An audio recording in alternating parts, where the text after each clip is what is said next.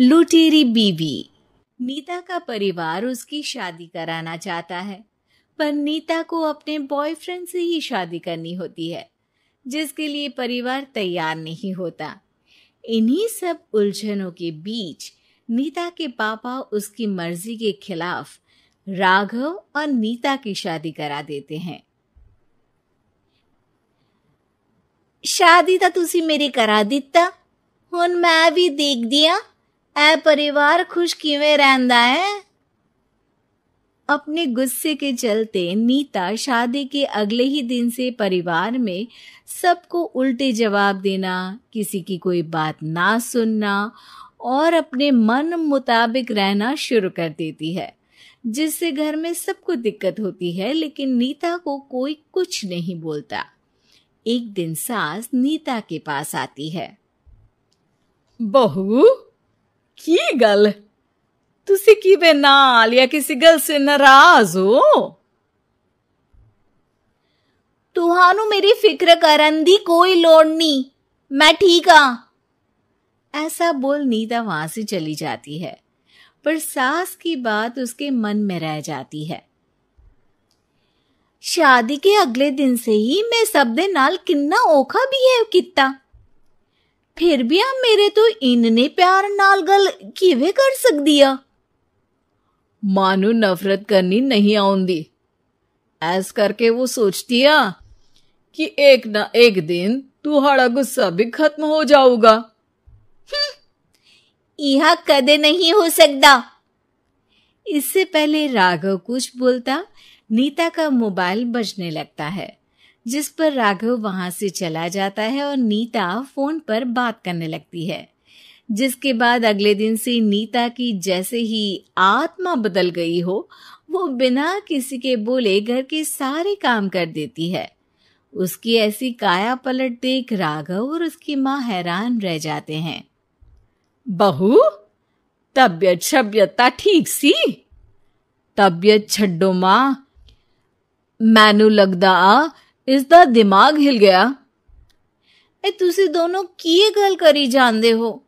मैं ठीक आ ते मेरा दिमाग भी। बस आज रियलाइज हो गया कि मैं अपने गुस्से विच कितना प्यारा परिवार ठुकरा रही सी।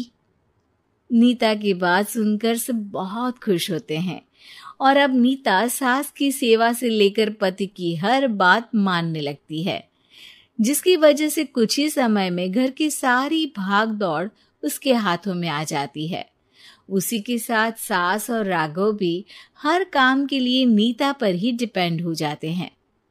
नीता, मेरा लैपटॉप किथे आ? बहू, मेरी दवाइयां। अब नीता अच्छी पत्नी और सर्वगुण संपन्न बहू बन गई होती है और इसी तरह विश्वास जीतते हुए एक दिन तिजोरी की चाबियां भी उसके हाथ में आ जाती है। ऐ हुई ना गल, हुन आएगा जिंदगी विच स्वाद।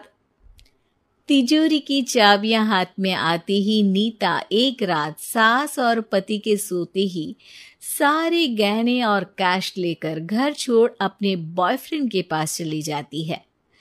रवि, मैं आ गई, अब सानू कोई अलग नहीं कर सकता। ते वेख, मैं सारी ज्वेलरी ते कैश भी साथ ले आई। नीता की ये बात सुनकर रवि खुश हो जाता है और वो दोनों साथ रहने लगते हैं, जिसमें नीता पूरा समय काम करती है तो रवि उसके लाए पैसों पर ऐश करता रहता है। मैं तेरे तो प्यार कर दिया, ता करके ससुराल छड़ाई, और एक तू आ जो पैसों दे आगे कुछ भी नहीं दिखदा।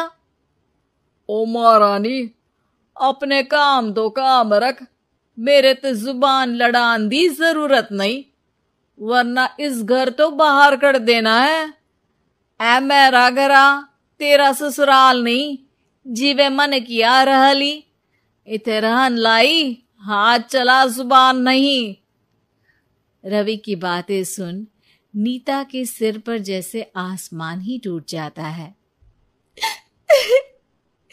एक तेरे करके मैंने अपने मां पियो नाल उस भले चंगे ससुराल नु भी धोखा दिता, ते तू छड्डो परे, मेरी ही गलतियां जे आखा उत्थे तेरे प्यार दा पर्दा डाल उस दिन फोन ते तेरी गल्ला विच आ गई। जे नहीं आउंदी ता आज खुशी नाल उथे ही बैठी होनी सी। ए भाषण उन्ना दियो जिससे इसका फर्क पड़े, मेरे कॉल नौटंकी नहीं। रवि वहां से चला जाता है और नीता रोती पछताती वहीं बैठ जाती है।